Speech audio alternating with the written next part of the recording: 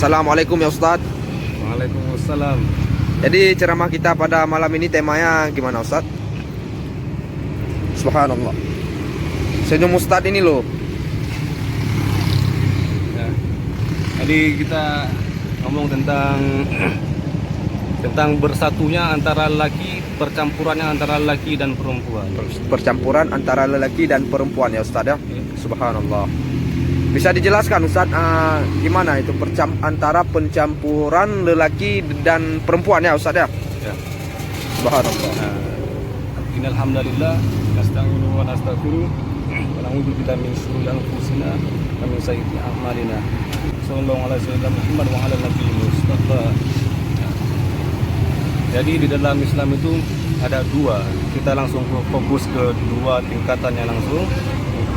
Itu percampuran antara lelaki dan perempuan yang bukan mahram. Ada dua, terutama khalwah. Yang kedua ikhtilat. Kita bahas khalwah yang lebih singkat. Khalwah secara bahasa Arab dengan ikhtilat itu sama. Hanya saja khalwah ini hal yang diharamkan. Ya. Berkhalwah dengan perempuan tanpa ada mahram yang lain. Hanya berduaan saja itu khalwah. Bercampurnya, tidak bersenggama, tapi memang mereka saat itu bersama. Itu disebut dengan khalwah tanpa ada jamaah lain yang ada di dekat dia, ataupun ada jamaah lain tapi dia berniat untuk menjauhi jamaah yang lain. Itu khalwah. Dan apabila juga dengan orang chattingan dengan perempuan, tidak secara hukum itu langsung haram. Gimana itu Ustadz? Tidak secara hukum, tapi misalkan masalah kerja kayak mana itu Ustadz? Contoh kalau orang tanya perkara-perkara kepentingan yang bukan mengandung adanya syahwat. Dengan adanya syahwat, contoh macam orang berjualan, tanya gula berapa, sekilo berapa minyak, itu dimubahkan, bukan halal, bukan makruh, bukan diharamkan, tapi dimubahkan. Ya. Apabila itu sudah mengandung hal-hal yang cenderung kepada kesyahwatan, tapi belum ada secara pasti, itu dimakruhkan, langsung dihindari terus perbuatan chattingan itu. Dan apabila sudah mengandung syahwat dan pembicaraannya pun bukan lagi perkara-perkara yang dimubahkan, bukan tanya perkara-perkara duniawi tapi tidak ada campur paut dengan syahwat, itu sudah haram. Tanya kabar dia. Laki-laki ini serigala. Gitu. Jadi kalau sudah mendengar kata-kata perempuan itu, hatinya langsung kena. Itu haram. Jadi hukum secara maknawi, dia tidak bertempat, tapi chattingan dia ini secara makna sudah kena. Jadi secara hukum dia jatuh juga ke khalwah. Sekarang kita ngomong ikhtilat bercampur yang diperbolehkan, tapi ada 5 syarat. 5 syarat ini harus terpenuhi, tidak boleh hilang salah satunya, terutama menutup aurat. Jadi kalau ada campuran sekalipun,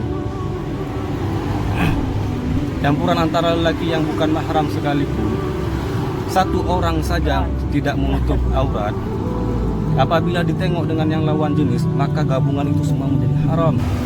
Dan tadi yang pertama menutup aurat. Apabila ada kawanan perempuan, kita membawa istri ataupun mahram kita, adik ataupun sepupu yang lainnya, kalau perempuan itu tidak menutup aurat, kita haram bersama mereka walaupun kita membawa mahram sendiri. Jadi dasarnya mereka tidak menutup aurat.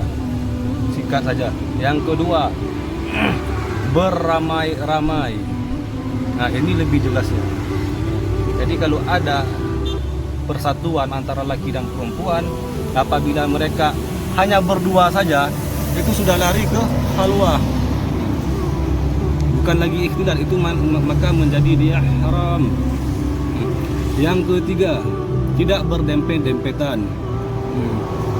Sudah menutup aurat, beramai-ramai, tidak berdempet-dempetan, maka seperti ziarah kubur sekalipun, khususnya untuk perempuan, kubur para wali, mau wali apapun yang kita imani semua, lebih bagus kalau memang itu tidak bisa dihindari berdempet-dempetan, maka dihindari saja itu. Lebih bagus doanya di rumah. Ya. Soal perkara ikhtilaf itu lain. Yang penting ada, boleh ada pendapat yang membolehkan. Pakai aja pendapat itu. Tempat yang terbaik dan tempat yang terbaik. Gak mungkin orang berceramah di diskotik. Banyak sekarang ustaz-ustaz yang tahu enggak ke mana. Ya. Boleh kita berdakwah kepada orang maksiat, tapi tunggu dia selesai dari maksiatnya. Tarik dia. Kan tujuan dakwah ini menarik dia dari perbuatan-perbuatan yang buruk. Bukan berarti kita bergabung dalam gabungan mereka. Yang kelima adalah perkataan yang baik-baik. Mananya yang khair ya? Khair. Mananya yang disunnahkan kalau seseorang itu ngomong perkara agama.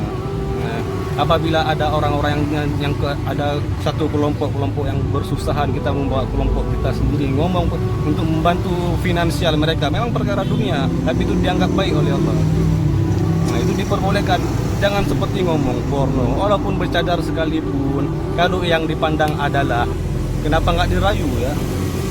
Hina itu perempuan, rendah dia. Itu juga kalau ada orang berjubah, bercadar sekalipun, kalau yang dipikirkan dihayat menengok perempuan bercadar sekalipun, si laki surban itu hanya masuk dalam hayalan dia ini perkara-perkara yang diharamkan, dia juga rendah. Jadi sekilas itu saja. Subhanakallah wa bihamdika asyhadu an la ilaha illa anta astaghfiruka wa atubu ilaik. Dakwah sallallahu alaihi wasallam Muhammad wa ala alihi ajma'in. Assalamualaikum warahmatullahi wabarakatuh. Waalaikumsalam warahmatullahi wabarakatuh.